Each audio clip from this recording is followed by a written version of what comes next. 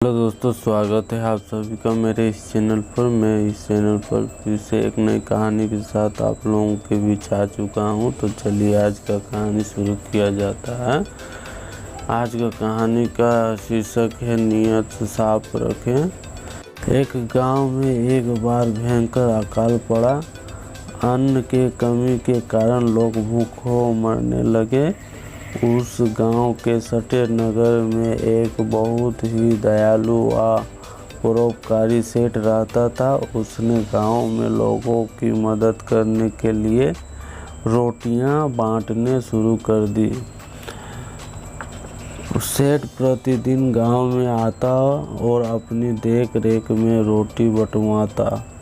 जब सेठ के सेवक रोटी बांटते तो लोगों में धक्का मुक्की मच जाती। हर कोई पहले रोटी लेना चाहता था। सेठ अक्सर देखता था कि एक छोटी सी लड़की चुपचाप खड़ी रहती और उस सबसे आखिर में रोटी लेती। तब तक रोटी में कुछ टुकड़े ही बच पाते थे। वह लड़की उसी से संतुष्ट होकर चल जाती।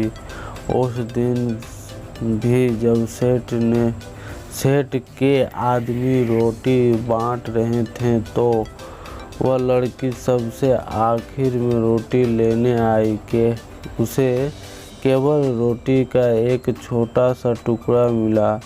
घर पहुंचकर जब उसने अपनी मां को देने के लिए उस रोटी को तोड़ा तो उसमें से सोने का एक सिक्का निकला।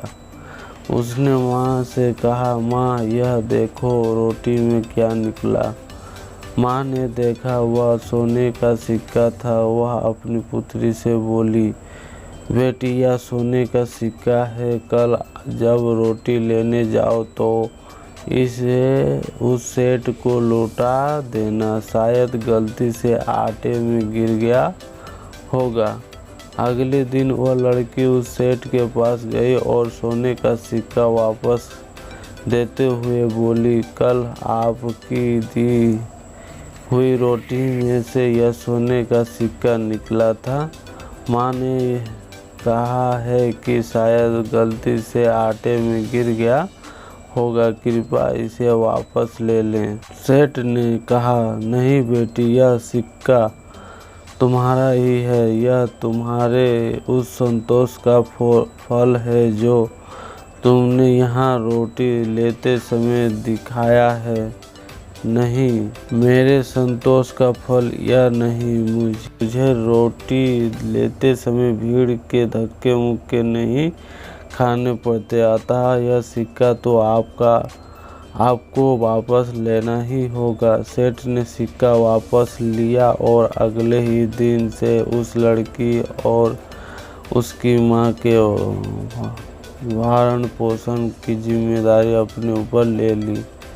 अकाल का समय था जब लोग रोटी के लिए एक टुकड़े के लिए तरस रहे थे। ऐसे में उस छोटी सी लड़की का रोटी के एक टुकड़े से संतुष्ट हो जाना और सोने का सिक्का देखकर भी नियत न बिगड़ना क्या कहलाता है। यही कि संतोष का फल कभी खट्टा नहीं होता। तो थैंक यू दोस्तों। अगर कहानी आप लोगों को अच्छी लगी है तो प्लीज़ सब्सक्राइब और लाइक करना ना भूलें। फिर मिलते हैं नए वीडियो के साथ जल्द ही।